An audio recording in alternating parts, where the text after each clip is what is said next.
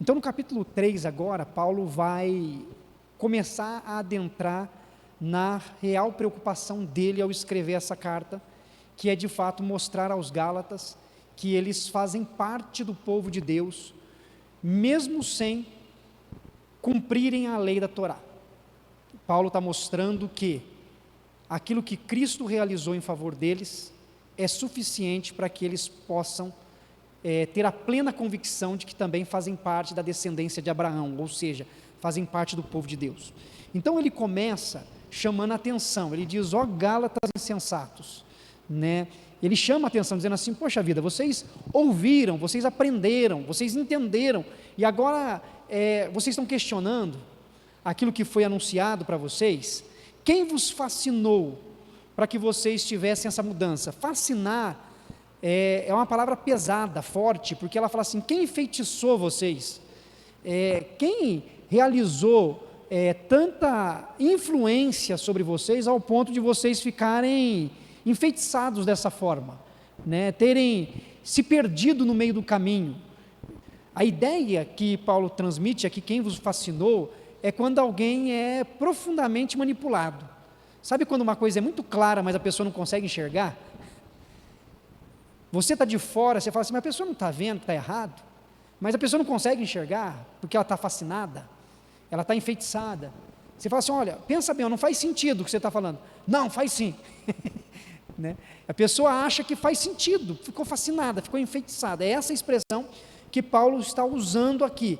Quem vos fascinou a vós outros, ante cujos olhos foi Jesus exposto como crucificado? Ou seja, Paulo está dizendo: olha, vocês ouviram a mensagem de Jesus crucificado, vocês sabem que Deus se fez carne, veio, habitou entre nós, passou pela morte na cruz, isso foi anunciado para vocês, vocês participaram de tudo isso, mas agora vem alguém e fascina vocês a terem uma compreensão totalmente diferente, e vocês estão cedendo a isso, né? Essa preocupação de Paulo é exposta aqui, e aí ele começa a fazer algumas perguntas, para provocar reflexão dos cristãos da região da Galácia.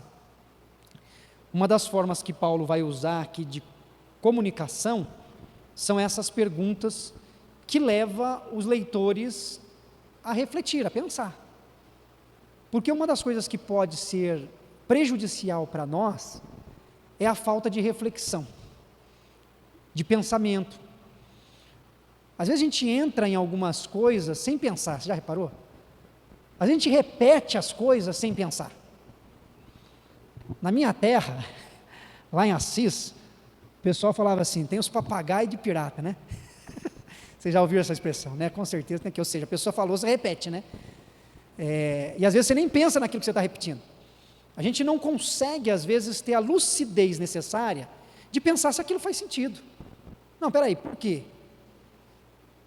E isso é muito comum, principalmente no meio religioso.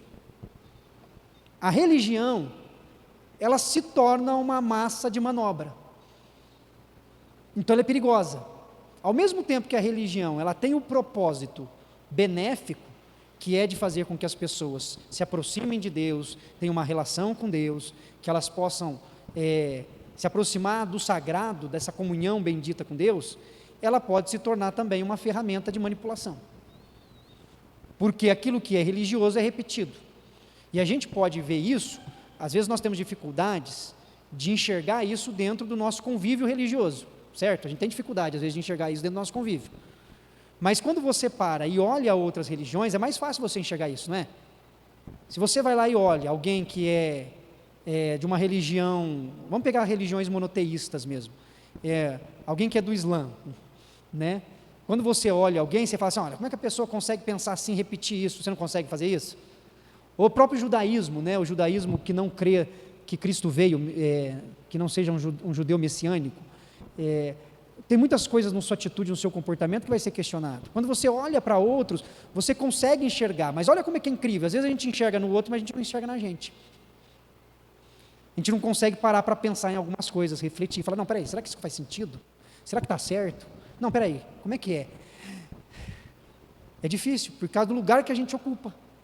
Então, quando nós lemos esse texto e vemos a posição dos Gálatas, desses cristãos da Galácia, eles estão inseridos num local, num momento, numa circunstância, que eles estão sendo pressionados de todos os lados e eles não estão conseguindo refletir. E Paulo começa a levantar algumas perguntas para eles pararem e pensarem, falar assim, faz sentido? Então ele pergunta assim, vocês receberam o Espírito Santo, o Espírito, pelas obras da lei ou pela pregação da fé? Como é que foi? Vocês hoje são salvos, têm comunhão com Deus, por quê? Porque a lei chegou para vocês e vocês cumpriram a lei e por isso Deus alcançou o coração de vocês? Ou o Evangelho foi pregado e vocês creram no Evangelho e estão em Cristo? O que foi que veio primeiro? Aí um cristão lá vai pensar, peraí, é verdade, a lei a gente nunca tinha ouvido falar, porque na verdade eles estavam em outra região, pertenciam a outra religião, era outra forma de ensino para eles. Eles não eram judeus. A Torá fazia parte da cultura judaica, não desse povo. Então ele chega assim, olha, vocês foram alcançados, mas foram alcançados pelo quê?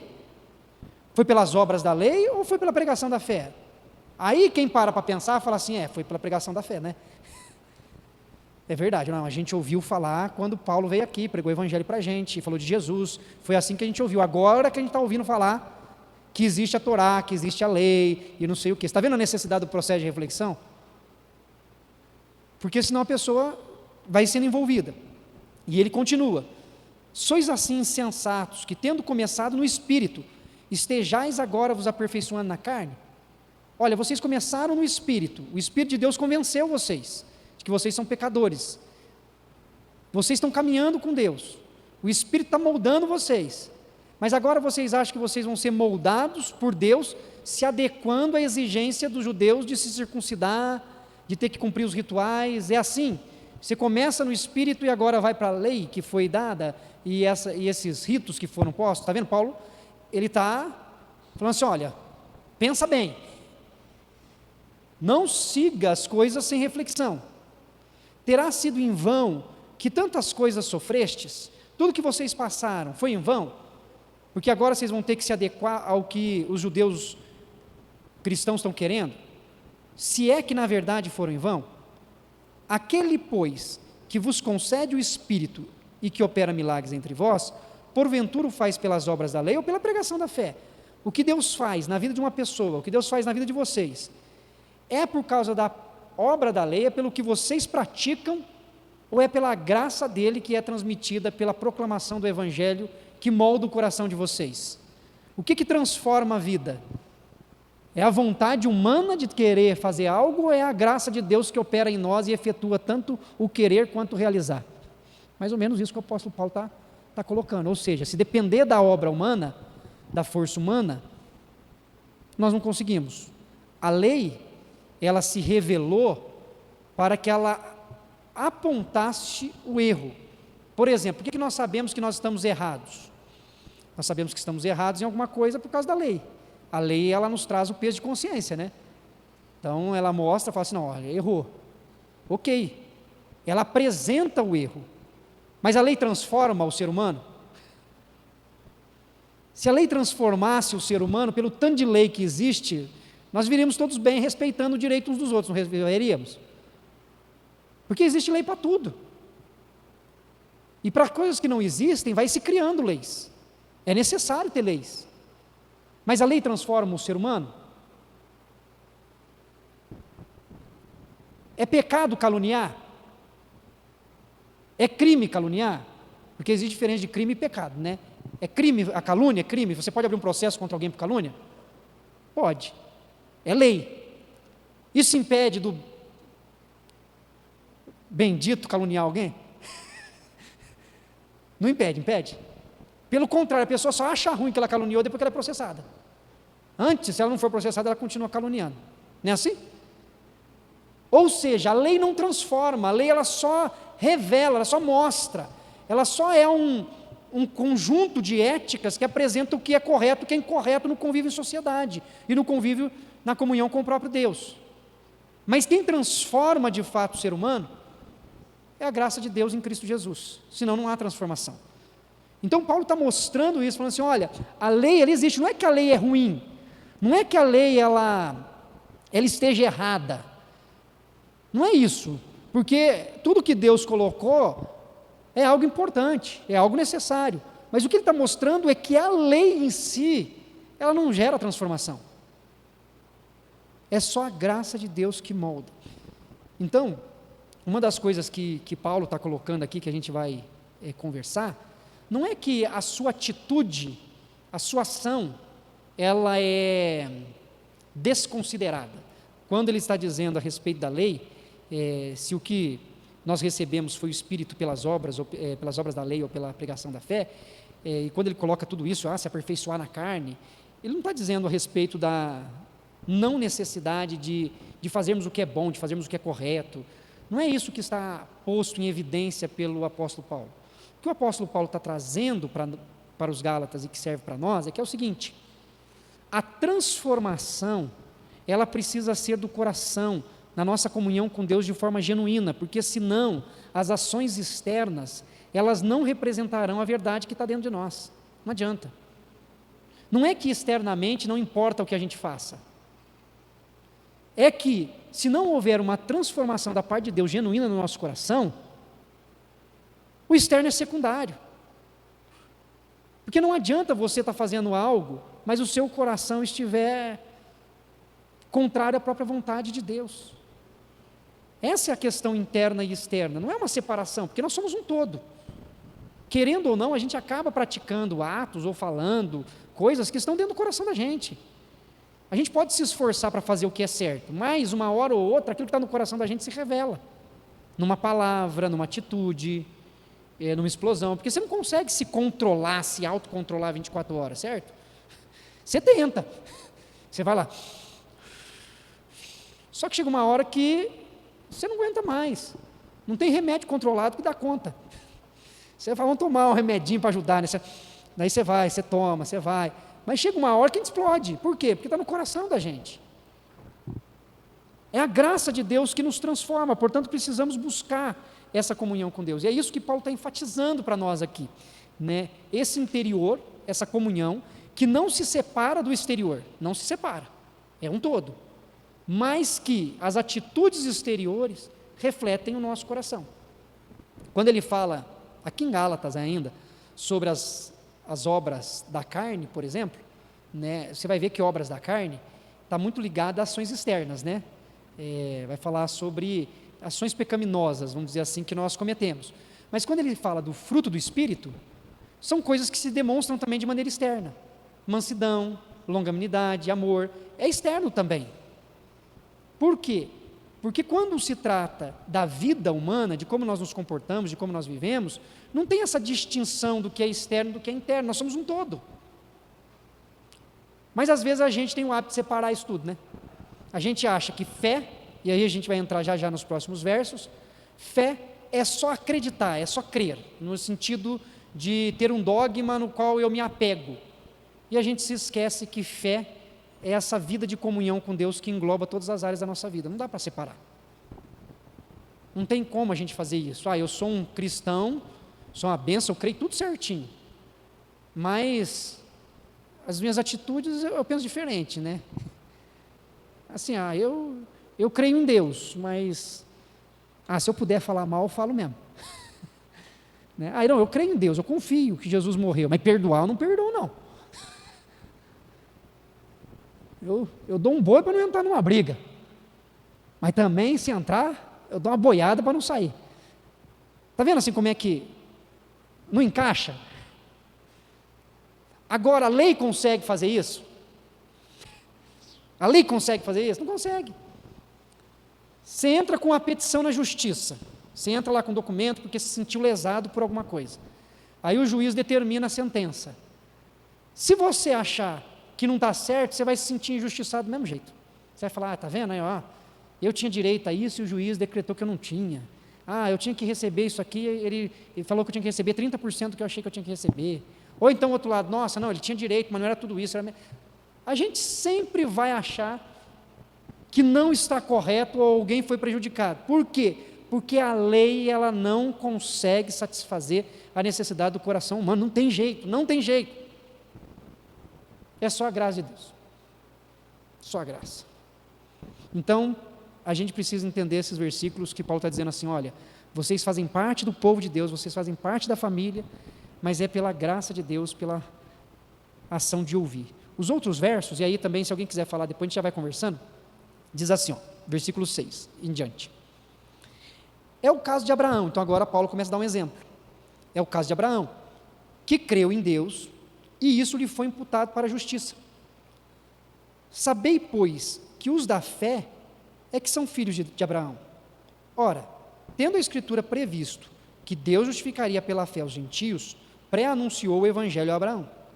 Em ti serão abençoados todos os povos. De modo que os da fé são abençoados com o crente Abraão.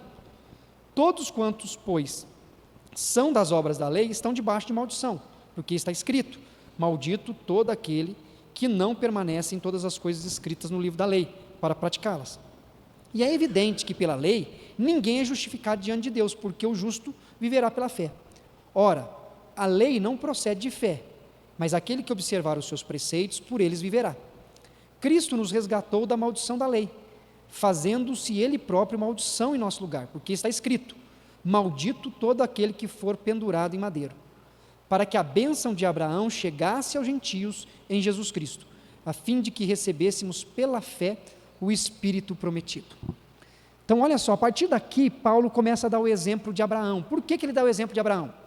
Porque ele retorna lá no início do chamado, onde Deus chama para si um povo, e ele está dizendo: olha, assim como Deus chamou Abraão, e lhe fez uma promessa, que a partir dele todas as nações seriam abençoadas, vocês fazem parte também desse chamado, vocês fazem parte desta aliança, né? É a ideia de aliança que é posta aqui por Paulo. Vocês fazem parte. Ah, mas nós não estamos sob o jugo da lei. Não tem problema, vocês estão sobre o sangue de Jesus. Vocês fazem parte do chamado de Deus a Abraão. Vocês foram eleitos, escolhidos nele, né? Tanto que assim como Abraão creu, e isso lhe foi imputado por justiça, ou seja, a fé de Abraão em Deus foi o que o justificou. A fé de Abraão no Senhor foi o que fez com que ele estabelecesse essa caminhada, essa confiança, né? Fez com que ele se tornasse chamado pelo Senhor. E a promessa aqui de Deus a Abraão é uma promessa de constituição de uma família e o recebimento de uma herança. É isso que está presente aqui no texto e está presente lá em Gênesis capítulo 15, quando nós vemos o Senhor falando com Abraão, e quando Abraão tem aquela crise, né, ele diz assim: pô, o Senhor prometeu para mim uma descendência numerosa, só que eu não tenho descendente, né, eu não tenho filho, não tenho ninguém, o que eu tenho é meu servo aqui que me ajuda, não há mais ninguém, quando eu morrer vai ficar tudo para ele.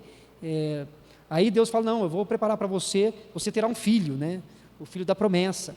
Então Deus está mostrando que a bênção dele é a família, em ti serão abençoadas todas as famílias da terra, e a herança. E quando nós encontramos esse texto aqui, nessa crise dos gentios com os judeus, é Paulo mostrando que os gentios também têm direito à parte da família, eles fazem parte da família, e assim também recebem a herança, fazem parte da família e têm direito à herança. São dois benefícios, duas bênçãos que Deus dá a eles, fazer parte da família e receber a herança. Assim eles são chamados a viver como comunidade, como uma só família, diferentes, com culturas diferentes, com pensamentos muitas vezes até diferentes, mas unidos pelo sangue de Jesus, por uma só pessoa, unido por Jesus, uma família. E a gente tem trabalhado bastante aqui nas escolas dominicais, dentro dessa carta do apóstolo Paulo aos Gálatas, que o propósito de Paulo é fortalecer essa questão comunitária, né? Mostrar que a igreja ela é uma família, que o povo de Deus é uma família. Então eu preciso novamente reforçar isso. Por quê?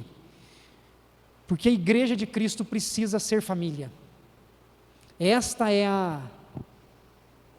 uma das metáforas usadas pelo apóstolo Paulo quando ele fala da igreja, né? Quando ele fala do povo de Deus.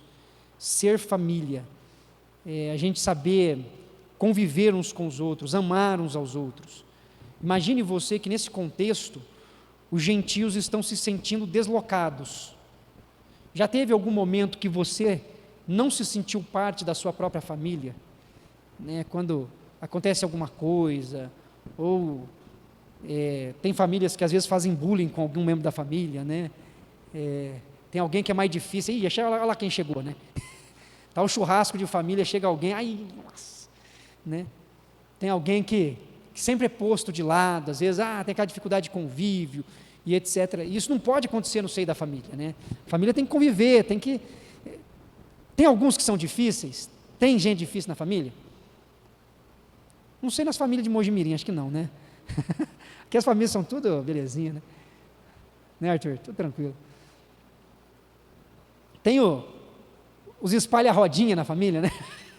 Na hora que chega, vai voando. Os gentios estavam passando por essa crise, porque eles estavam se sentindo postos à parte.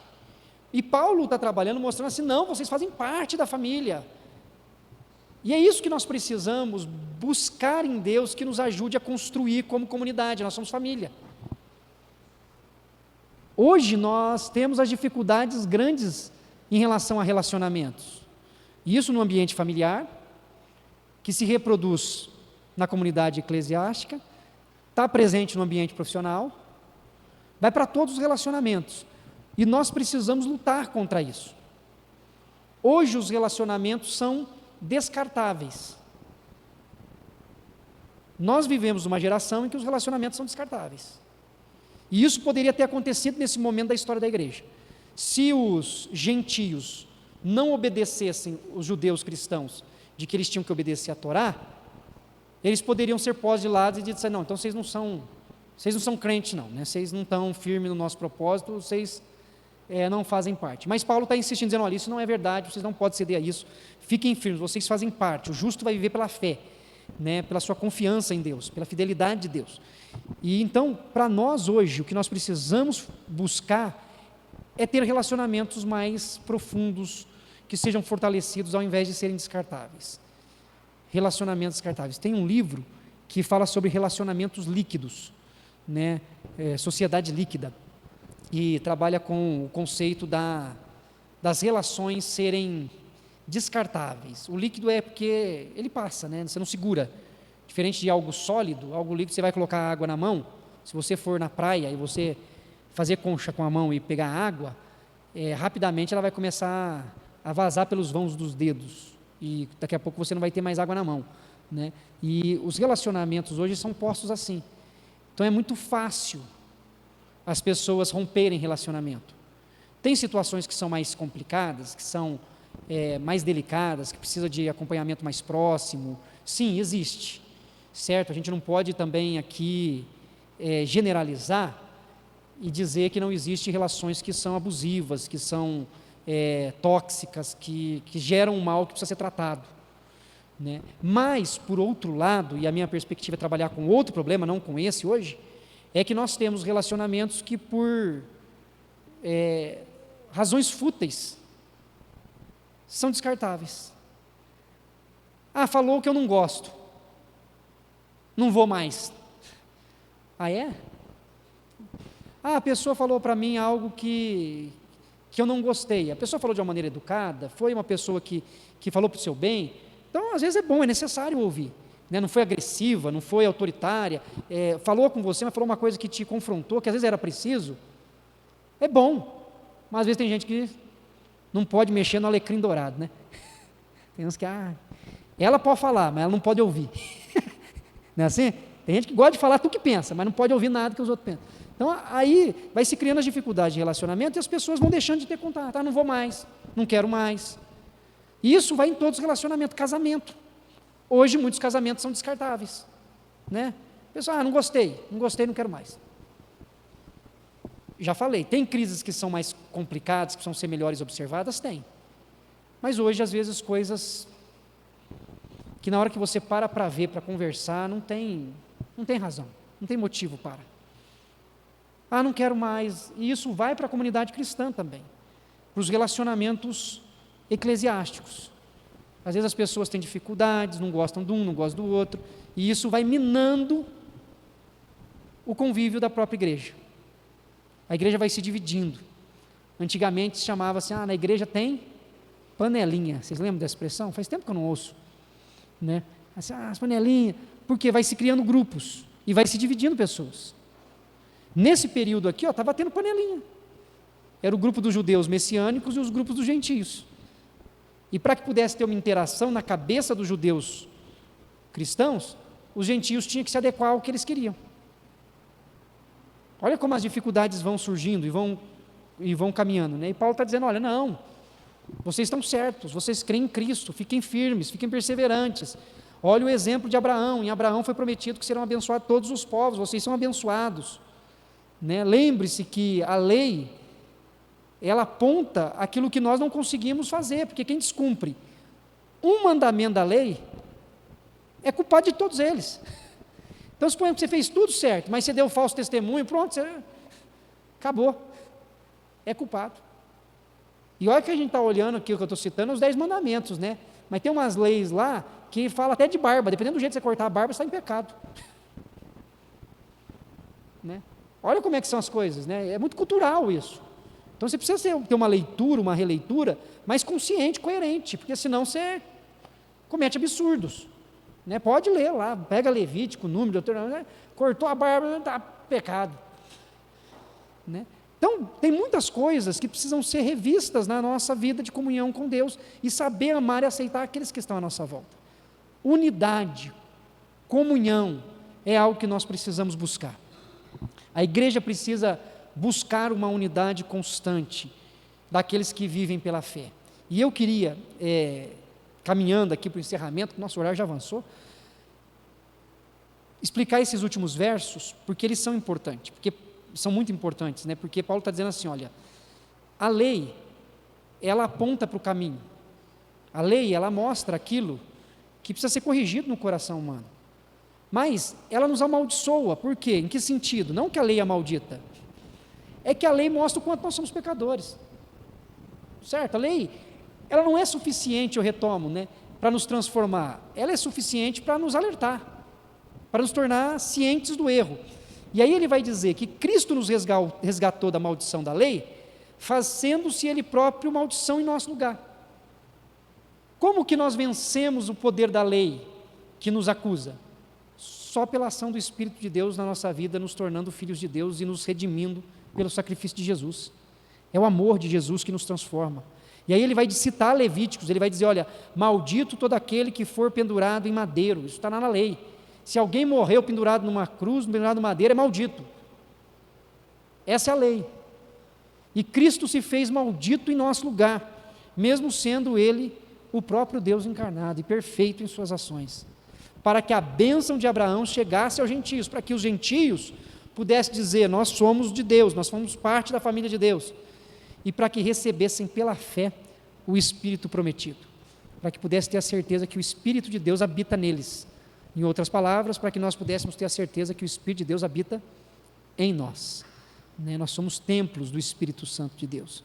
E por isso nós somos iguais diante do Senhor, para o Senhor e perante uns aos outros. Nós somos uma família que precisa buscar essa unidade, essa comunhão, buscar uma espiritualidade de devoção a Deus, lembrando que Deus não separa a nossa reflexão da nossa ação, faz parte do todo. Faz parte do todo. Ele não faz essa categorização de confiar e de trabalhar. Não trabalhar no sentido de profissão, né? de exercer alguma atividade, de fazer o que quer que seja, né? De ter uma ação. Então, confiar que a fé que temos e o que fazemos faz parte de um todo. Faz parte da nossa integralidade enquanto homens e mulheres redimidos pelo sangue de Jesus. E nesse sacrifício realizado por Jesus faz de nós uma família, somos um só povo. E que a nossa espiritualidade, a maneira como nós vivemos, a maneira como nós nos comportamos, que possa gerar entre nós unidade, que possa gerar entre nós comunhão, que possa gerar entre nós aceitação uns dos outros. Porque pelo que nós cremos e pelo que nós fazemos, nós podemos nos aproximar mais, ou nós podemos nos afastar mais.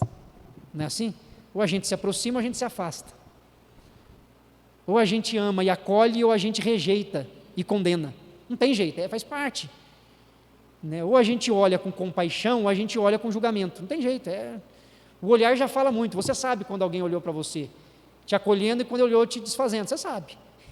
Não sabe? Está presente. Você sabe quando uma palavra é uma palavra de amor, e quando uma palavra é desferida com raiva ou com ódio. A gente sabe.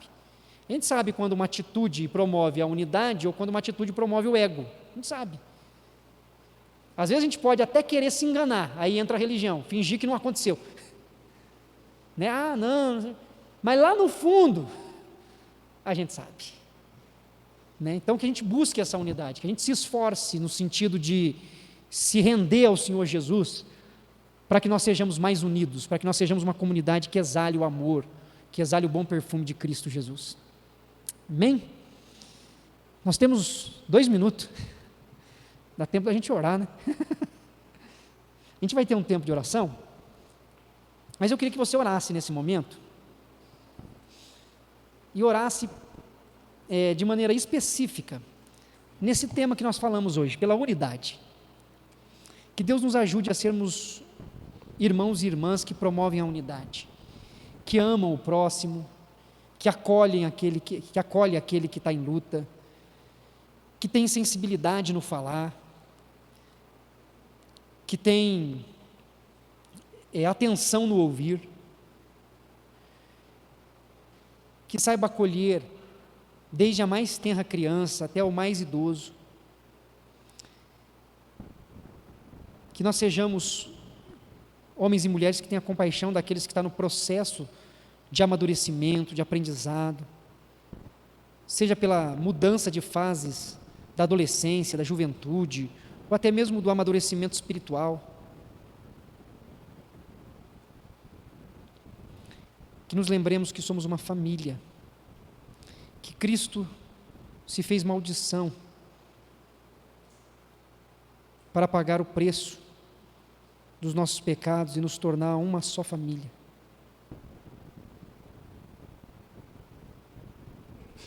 Senhor eterno, quero aqui com meus irmãos e irmãs clamar ao Senhor que nos ajude a vivermos em unidade, que nos ajude a viver em comunhão.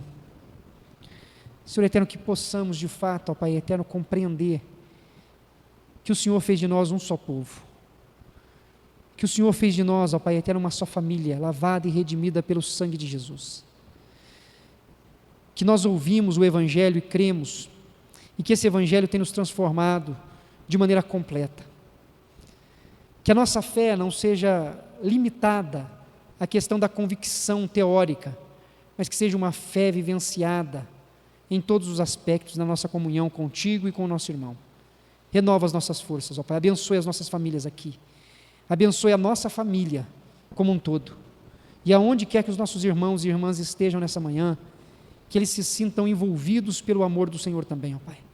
Sê conosco e guia-nos, é o que pedimos em nome de Cristo Jesus. Amém. Amém. Dani?